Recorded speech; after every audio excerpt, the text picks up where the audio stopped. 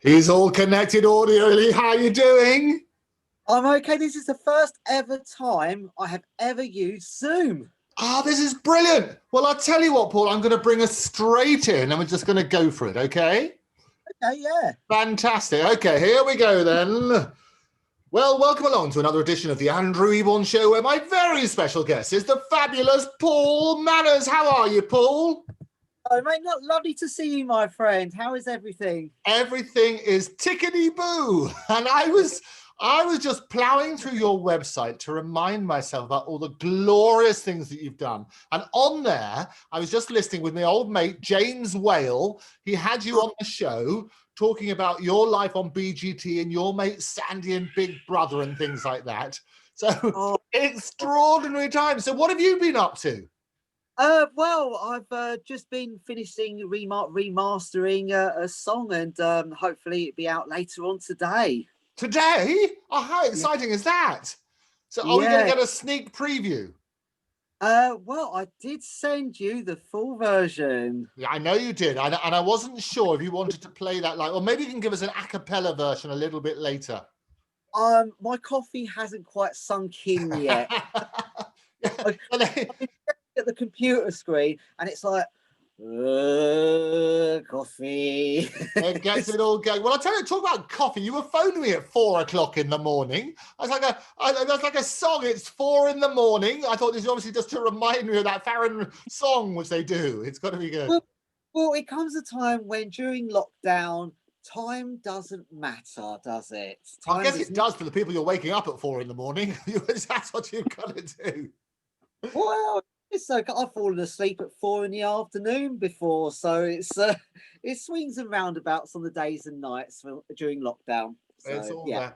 Well, I'll tell you what was brilliant is that we first met through Mary Martin, and I'd seen you beforehand on that glorious episode of Britain's Got Talent. And everybody knows, tuning in now, you've got followers all around the world, hundreds and hundreds of thousands of people say, it's Paul Manners. And he was on that Britain's Got Talent.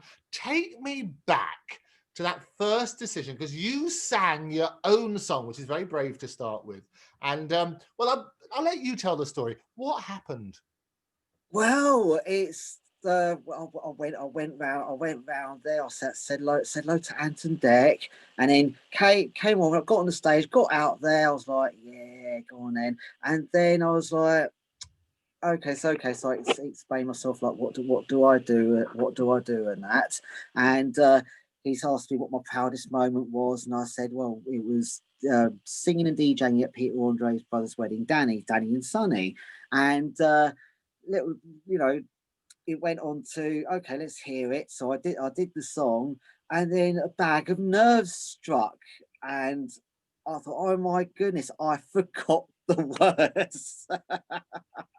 Forgot the words. It's what happens when you don't practice a song. You forget the words to it, and it goes all over the place.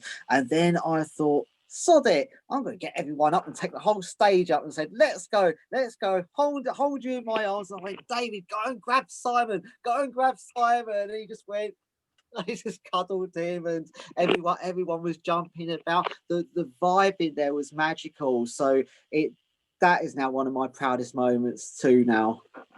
And I'll always remember. It is glorious because people always love it, and they put it nice. It's rather like the Eddie the Eagle moment. People can be gloriously, wonderfully successful, but you don't want to celebrate success. You want to celebrate the failure that led to that success. And we love that, don't we? We sort of turn around, and that's that sort of moment. I think it attracted an audience over 11.9 million, which was more than Eastenders, I think, in those days, wasn't it? Yeah. So I was like, oh my goodness. it's very weird watching yourself as well. So yeah. No, but it is quite extraordinary. But I think, as you're right, and David himself, David Williams, said that you're a born entertainer because you embrace that moment. And had you not done that, I mean, as great as the song is, it wouldn't stand out in amongst everything else, because people, they have lots of singers, they churn them all out. They are looking for those golden moments, and you certainly provided that, didn't you? That's just me. That's just me being me at the end of the day. And like, if you mess something up, it's going to push you back up, and you just go for it. And I just burst of energy just came out. Just I get random bursts of energy sometimes. No, but what then happened is you got launched into being a reality star yourself. Everybody knew you for being you. You managed to go out there. You talked about all your fellow celebrity chums. Stevie's a big mate of yours, isn't he? He also did BGT. Awesome. And you compete. Every time I see you on social media, you're competing for whoever's got the loudest jacket. I think he started that one. I'm not too sure. But it is. But talk to me about the journey. I mean, before you even went on stage, what was the process? Why did you decide to go on Britain's Got Talent in the first place? People suggested it to me, and I just thought, you know what, the time just seemed right. The time just seemed right. It's when you're in that moment, you thought, oh, go on then, let's go now. Go on, let's do it. So I decided to sign up, and it just went from there, really. So talk about the process beforehand, because I mean it's changed a lot since that's happened. Now they're doing as much casting, if you like, because they have to go out and find specific talent. I think they've changed the sort of stuff where you're celebrating people. Beforehand, they used to do a bit of poking a bit more fun at people, didn't they? And I think now they want to have, it's rather like the X Factor. They're looking for people who can sing. That's what they want. They don't want the whether it's extraordinary or that makes it quite diverse. Television's moved on from just poking fun. It's trying to say, let's embrace and work on that sort of basis. So with your process, did you talk to me through that? How some of your friends suggested it to you? What happened next? I was just saying then, it's not just about singing. It's like, you know, push your personality out with it too. So what was your last question again? I was saying, so what was the process? So your friends suggested going in there. You're absolutely right. It's as much about the backstory as it is about that couple of minutes on stage doing it. It's about you as a person. And certainly you were bubbling over with personality, which is what they would have loved about it. But you then wrote in, talk to me about, I'm just interested in the process that you went through from your friends saying, here, Paul, you should go on that show. What did you do next? Well, just went on the show. But what did you have to fill in a form? Did you do send in auditions? Because I say the process has changed now. What did you actually do? Oh, well, I auditioned at the London Excel Arena, and I auditioned with Inspirational, one of my other songs, and from there it just went, okay, we love you. We'll be in touch soon, and that. So just like, you know, just should keep it quiet. So I did, and then I got called back saying, oh, we love your song Hold You in My Arms. It's so lively and it just cheers us up. Can you send us in a video, please? So I did a video in my bedroom, as it is, and sent it into them. So I'll tell you what, it would be nice to see that video, actually. You think I'm sure they've got a copy there. They'll be watching now. They don't miss an episode of the Andrew Eborn show, Paul. I can tell you, they'll be looking. We'll dig out that video. That'll be good. So you sent in that video, and they decided, look, we'll call you back. You'll be great for the show. What happened then? Then that's it. Went up to Manchester. It was at the what's it called up there again? Well, it's up in Manchester, and yeah, just went from there. It was awesome, and one of my friends kept me company as well. DJ Talent kept me company. He did, so that was good. Well, he was great as well, and that sort of worked out, didn't it? Because I think what happens, that the great thing about these reality shows is that they spurn stars in their own right. And you, after doing Got Talent, and your 11.9 million people watching you forget your own song, which is a glorious moment. And I remember, I think it was Anton Deck who sort of turned around and said he wrote it himself, he sang it himself, he wrote the words himself, and he forgot it. It's got to be good. That was a glorious moment. But that was, the press are hungry for a hook.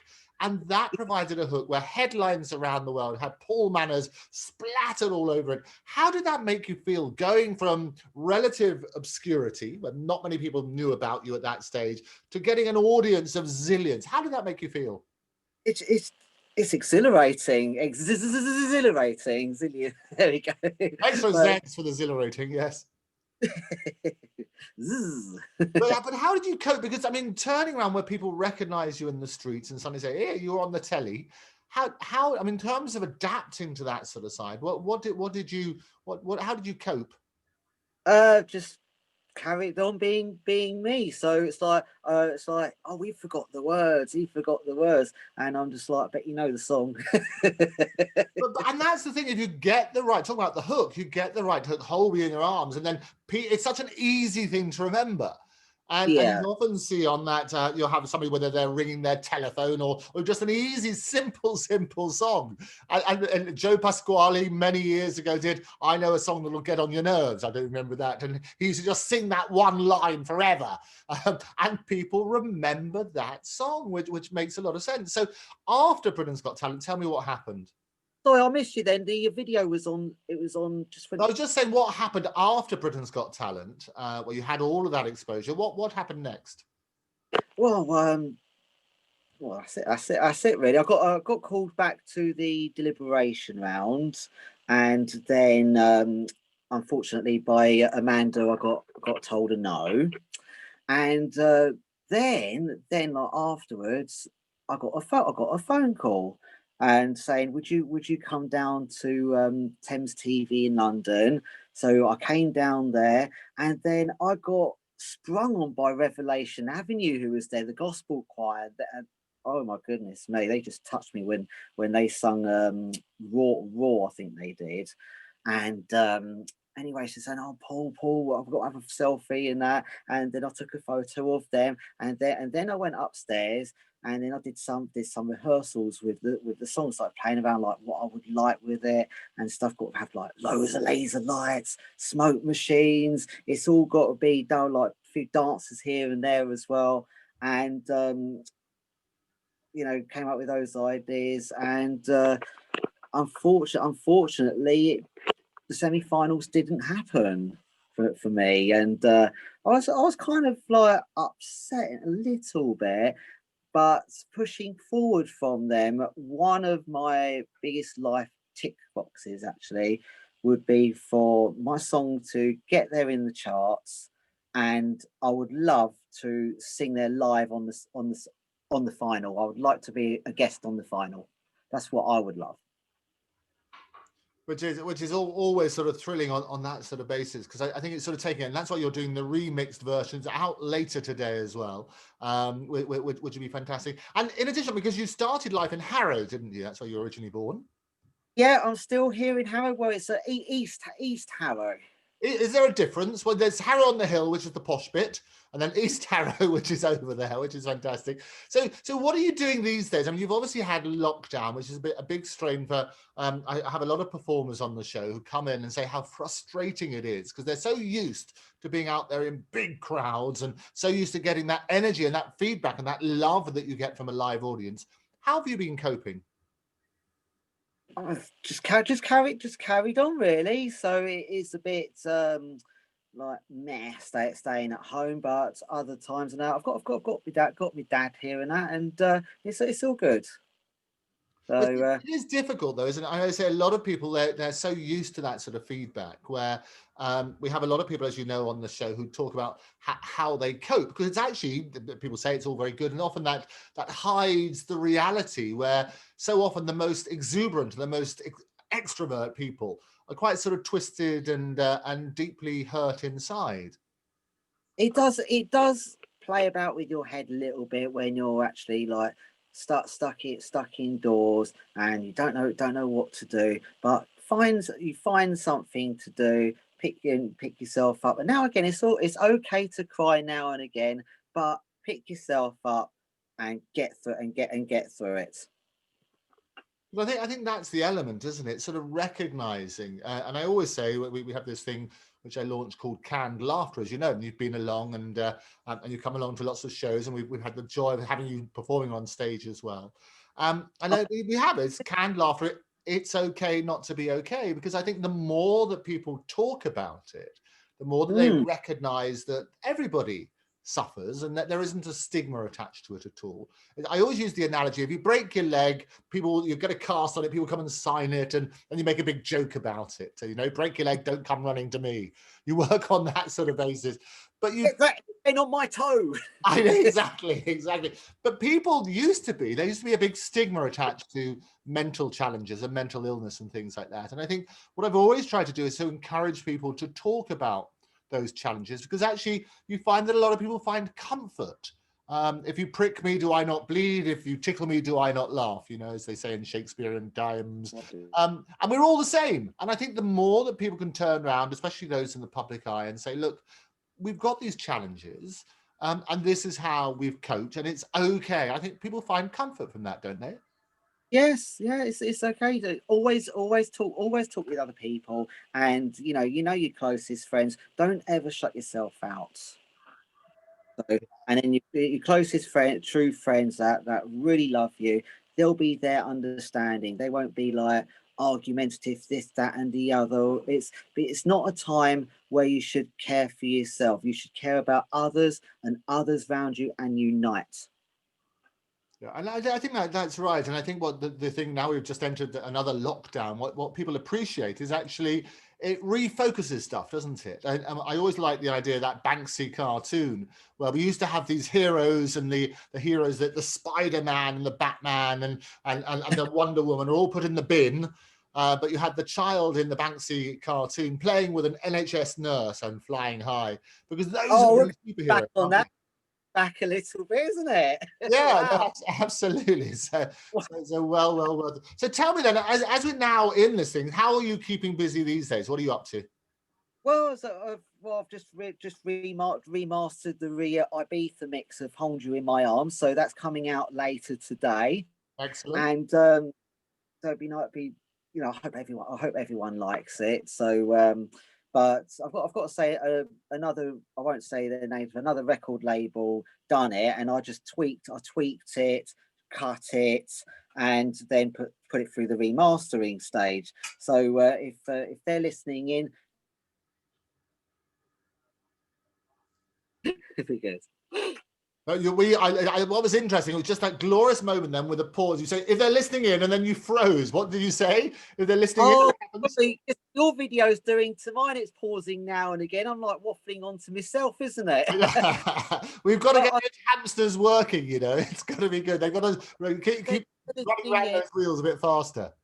Because I said, if they're listening in and thought, okay, I've worked on that a bit, and you know, contact me, and we'll sort you out. We'll look after you. Fantastic. Well, the important thing is getting your music out there and everything else. And apart from "Hold Me in Your Arms," have you been continuing to write other songs?